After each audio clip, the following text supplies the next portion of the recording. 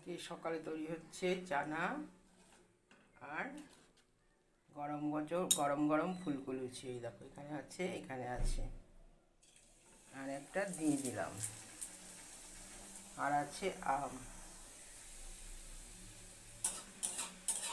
তো গরমে করতে গিয়ে তো আমার পুরো ঘাম হয়ে যাচ্ছে, এত গরম লাগছে।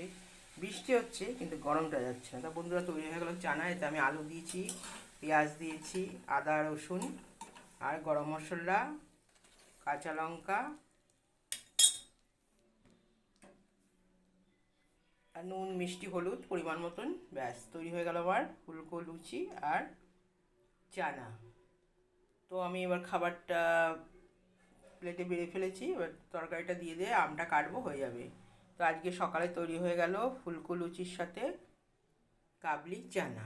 দেখো চানাটা কত সুন্দর হয়েছে। তো নমস্কার বন্ধুরা, আজকে এই অবধি। দেখা হবে আবার একটা নতুন রিলের সাথে। ততক্ষণ সবাই খুব ভালো থেকো। টাটা।